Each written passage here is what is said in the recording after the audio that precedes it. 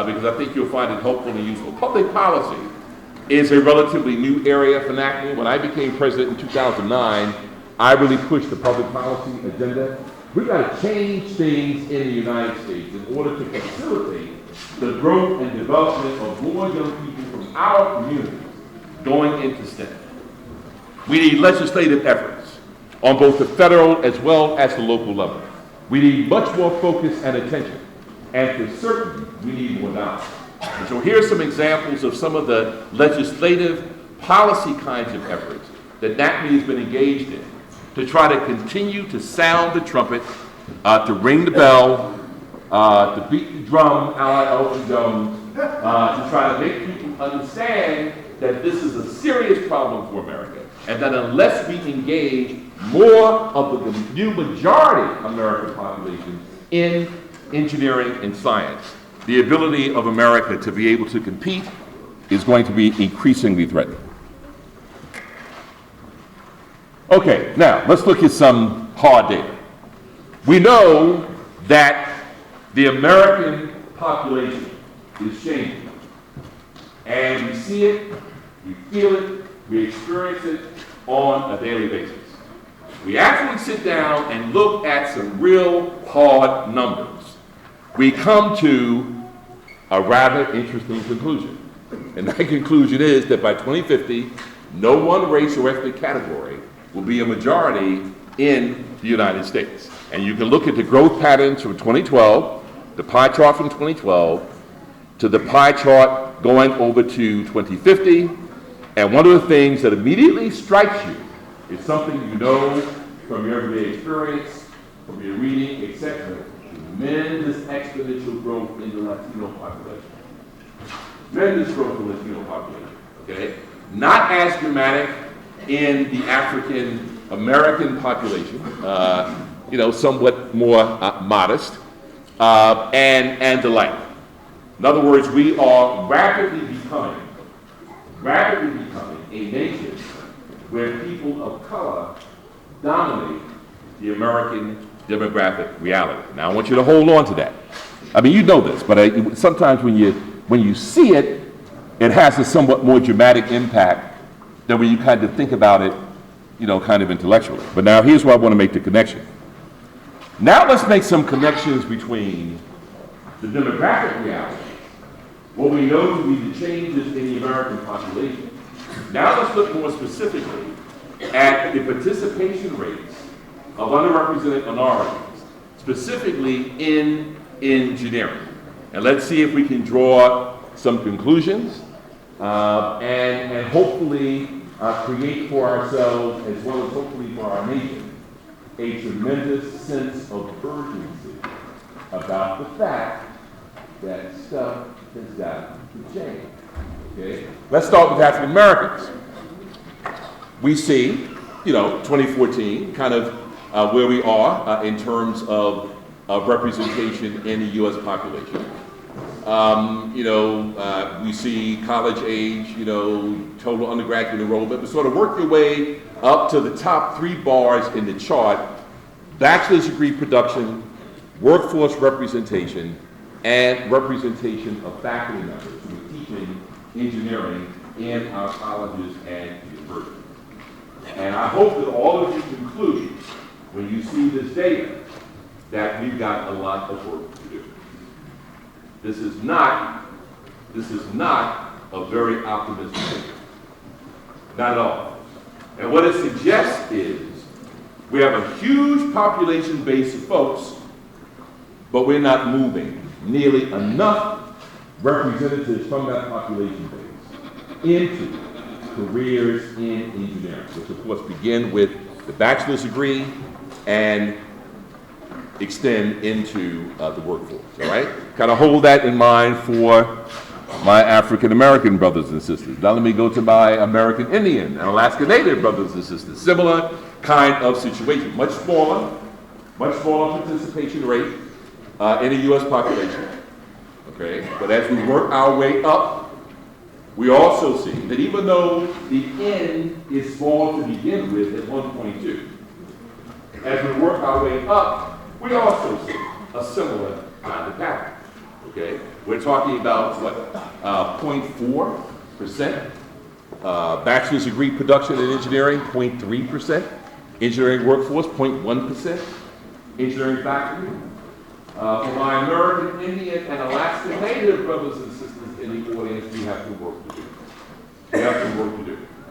You are underrepresented in engineering, and we have some significant work to do to turn that around. Now, I mentioned that the Latino population is, of course, growing by leaps and bounds. The Latino population is growing exponentially.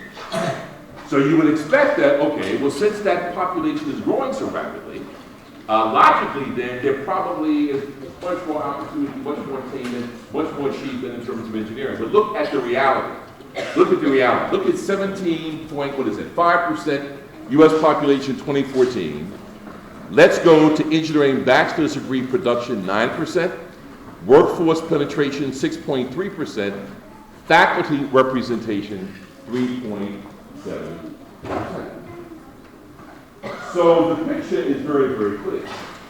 For none of the groups, of the three groups that are represented in the work that we do at NACA, African Americans, American Indian, Alaska Native, or Latino, are their participation rates in engineering education and the engineering workforce that come anywhere near the representation of these groups in the American population. Why should we be concerned? We need people to drive U.S. competitiveness, all right? The BRIC nation, all right? In this flat world that we live in, okay? American dominance of science and technology is continually threatened as the infrastructure of the world begins to develop in ways that allow for that competition to become much more equal. Okay, so from a practical perspective, engineers make good money. It's a good job. Take care of your family. Buy a nice house. Buy a nice car. Send your kids to college. But at the same time, make contributions to the improvement of the quality of life. That's what engineers do. Invention, entrepreneurship, exciting opportunity for the young people who are starting here in Chicago, STE. I'm expecting that through your efforts, young ladies, you're going to change something. And all my other people who are here, okay, my sister and brother over here, and everybody else in here, you're going to change these numbers. We're going to come back here in several years, and because of Chicago, STE, these graphs are going to look dramatically different. But we got to have the wherewithal, the drive, and the commitment to make certain that that happens. All right, let's do a little more here. All right, now, Ken talked about calculus. And I got to tell you, he and I did not discuss my graphs before the presentation. All right, I work on this stuff constantly. And it just so happens that he and I, once again, are on the same page. That's because we listen to meditation. Okay? Train in meditation. That's what he wants you to do. Cosmic thinking. Okay. Look at what's happening. Public and private high school graduates taking calculus. Should we be concerned about this data? Yes. We should be very concerned about this data. Why are so few of our kids completing calculus? I talk to engineering deans almost every day. And there's one consistent message that the 52 engineering deans that I work with at NACA say is that tell your kids, complete calculus by 12th grade and physics by 12th grade. Because if they come as a freshman engineer, already having completed physics and calculus, they're on a runway to success. Okay? We have got to do something about these numbers. Okay? This is ridiculous. And just as Ken indicated, parents have to make some decisions as well as some demands. And oh, by the way, I'm from New York. And back in New York, we've been following parents here in Chicago who've been on the hunger strike. I think that's powerful. I talk to a lot of folks my neighborhood, my community, my church, my group is like, oh man, look at what's happening in Chicago. This is real serious commitment on the part of parents. I mean, I'm not a Chicagoan, I don't know, maybe other issues. Some of you may agree, some of you may not agree. But I gotta tell you, as a guy living in New York, watching MSNBC and seeing the story, I'm proud. Because what it says is that a group of parents have come together, have determined, even with their lives, they're going to fight for what it is that their kids need. You need to be fighting for calculus. Yeah. You need to be fighting for, and by the way, you can't take calculus unless you have completed algebra, I would argue, by 7th grade, 8th grade school. But unless you have completed algebra in a sufficient time frame to give you the foundation to be able to complete calculus by 12th grade. Parents understand that and make sure that that happens. Now, what else? When I travel, I like to give local data because basically parents really are not really interested in what's going on in New York. You want to know what's going on in Illinois because you live in Illinois. You want to know what's going on in Chicago. So I had our research director crunch up some numbers to just kind of give us a sense of what does the Illinois situation kind of look like in terms of a couple of measures. The first thing we found out when we looked at this data in terms of SAT performance generally was that Illinois generally is doing pretty well, folks. I mean, when you look at the Illinois SAT data and ACT data, relative to a lot of the other states where NACME is active, where we have engagement with our universities, etc., you guys, are making some substantial penetration in terms of mean SAT scores and the like. But even with that, and I intend that as a very strong compliment and endorsement of things that are going right in Illinois, even when you recognize that, once again, the picture of underattainment of the groups that we're concerned about at NACME and that we're concerned about in ChiS&E becomes very apparent even when you look at the mean SAT math scores. Now, let's take this a little bit further. We know, you can read the numbers, but the point is that the SAT has something called a college readiness benchmark. The college readiness benchmark basically looks at the array of metrics and tries then to determine what likely it will lead to success in freshman year college level coursework and tries to suggest that as a kind of standard. So if you look again at Illinois, 80.2% meeting the benchmark is a pretty impressive number. Again, something is going right in K-12 education in the state of Illinois. However, when we dig a little bit more deeply into that 80.2 metric, again, the picture suggests we have some work to do. Okay, we have some work to do. All right. Now let me move to the ACT because I know I'm an ACT and SAT country. Most of you are an ACT country. All right. So in ACT country, similar kind of pattern. We find that in terms of state performance, Illinois is faring, I think, relatively well given the positions of other states in the nation. But again, for the argument that I'm making here, looking at math and science, looking at the comparisons for the groups that we are most focused on for this presentation and in ChiS&E, the same basic message obtained. All right, now, ACT also has a kind of benchmark measure, okay? I think I may have skipped. Anyway, the benchmark measure would suggest the same basic model. Then I thought this was also interesting in terms of the interest of your high school students in the state in pursuing STEM subjects. I mean, the first thing you notice, obvious, is that male interest in these areas seems to track at a higher level than female students. But again, the problem is if you look at the relative distribution among the groups that we're most concerned about, same basic kind of pattern obtained. Okay? I offer this, again, to kind of provide catalyst, to provide background, to help us understand we have a lot of work to do.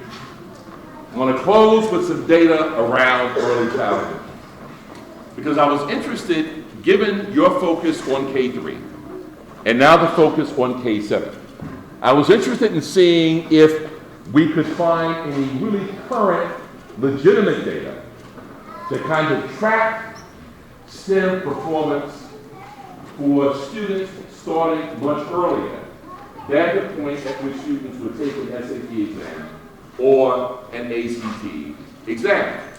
And we found a very interesting study, this early childhood longitudinal study looking at the kindergarten class of 2010-2011. Good study. The design was tight. I'm trained in statistics and research, so the design is tight. The design was tight. So, okay. Good end, good design. Here's a kind of summary of kind of what was found. Now, the basic message here is the message of Chicago Science and Engineering. In other words, when Tim and I talked about what I wanted to say to you today, I mean, he was very concerned that I really tried to make a strong pitch as to why it's necessary to start early. What I've shown you so far is kind of what happens around 15, 16, 17, 18. And I've also shown you data that suggests what happens freshman year and beyond in terms of the seats that we're not in our nation's engineering college. Now let's look at what happens way before we even concern ourselves with any of that. Now let's look at what's happening in kindergarten, okay? Bottom line, the disparities, the variances, the differences already apparent. So we've got to get our arms around our young people so much earlier so that we can equalize this data. Okay? We can wrap our arms around our children as you are doing as parents and teachers and educators here in Chicago with Chicago S&E to make certain that not only are the disparities not present, but that you have got your young people excited about math and science or STEM. Which leads me here. One of the things that I hope you have, and of course, I was going to talk about how we have evidence that Chicago S&E has done that. The award of the Kellogg Foundation, the fact that you have goals that have been validated through your program evaluation efforts, the fact that you know that you're participating in a model that is not simply based on somebody thinking that it works, but that Ken, being an engineer, trained at Howard, NSF grant, program evaluation built into the model, you know that what you're doing is making a difference, and it has been externally validated. External validation is the coin of the realm. When NSF validates, when Kellogg validates, when the University of Illinois Urbana-Champaign validates, when NACME validates, you know you're participating in a model that makes sense for you as parents and for your young people. So just keep that in mind and have a strong sense of confidence. Now, at NACME, I mentioned we're trying to do something about this. We have the portfolio of awareness materials. I invite you to take advantage of those materials, participate in our scholarships down the road, as well as understand that we also require our NACME scholars to do internships, which means that the companies that we displayed earlier also provide internship experiences for my undergraduate engineers, which means that when my kids graduate, they have first track on a job with the companies that they've interned at.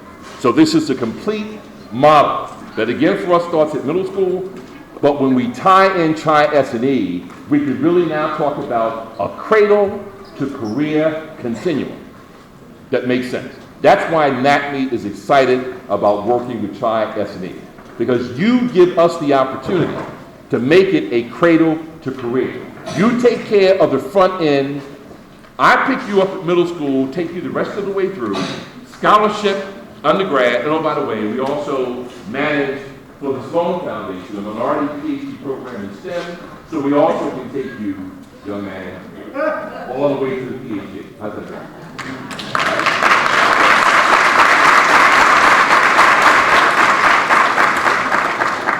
Now, I'm a grandfather. I had a 7-year-old grandson, and I got a 1-year-old grandson. And my daughter and I don't necessarily get along on the issue of what my grandsons need to be doing. My daughter has a PhD in clinical psychology, so she knows everything. And she definitely knows more than her dad, all right? So my daughter's thing is, you provide experiences for the kids, you kind of let them pick and choose, you don't get too, invasive. I'm like, no, my grandson's gonna be in shape. So I got so upset with her one day that I decided to write an article, and I think you have it in your package. I wrote it for a magazine called Parent Magazine, parent.com. I hope you have it. I think you can. Okay, so you got it. So when you get home, you can read the article, and you can see kind of what I said to my daughter and the parents. And here's just, bottom line is, I think we have to be very deliberate about introducing our young children. I'm not into this they fast, they will figure it out for themselves, they will not figure it out. All right? So with my grandkids, we doing Legos, we building stuff. My 1-year-old was born, people coming there with these stupid toys, I'm coming with Legos. People asking me, you just what I said, I know you just born. I'm going to feel the Legos. Okay? And I want to feel what we're going to be doing early, sitting down building bridges and that kind of stuff, okay? Cultivating the interest, getting actively engaged. I'm preaching to the choir now because you are the model parents. I'm talking to parents. You're the model. You're the parent that needs to be taking the message to the rest of our underrepresented minority parents about what they need to be doing. I don't worry about Chicago STE parents. When I travel the nation, I tell other parents they need to come to Chicago and talk to you and figure out what it is that you're doing that's enabling you to get your children at this early age so interested in STEM. Making STEM relatable. Everything around us is STEM. As I say to kids all the time, you have the iPad, the iPod, the cell phone, you got all of this stuff. My little 7-year-old, half the time I can't figure out myself, my iPhone. I give this thing to Connie, oh, Grandpa, he figures out the files. Get them excited about not only using the technology, but also what's inside the machine. All right? So I tear up cell phone, get the screwdriver, take the thing apart, we just think, I don't know other thing. All right? But we just see all the stuff, then I go on the web and pull down some stuff, we talk about this and that. And I think there are things that you can do that don't cost a lot of money, do not require a PhD, but you get the kids excited about STEM. All right? All of the extracurricular activities that are available. The robotics, FIRST Robotics, all of the science clubs, the engineering clubs, all of the informal educational stuff that's being talked about a lot now in terms of the museums, the field trips, all of that activity that you built in Chicago STE, continue and enhance that.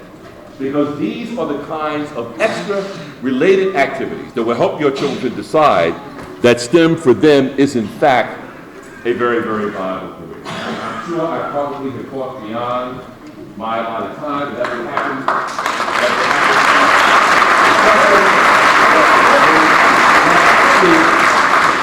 That's what happens when you call your buddy and ask him to do this for free. I ain't gonna play. So anyway, I love you. No.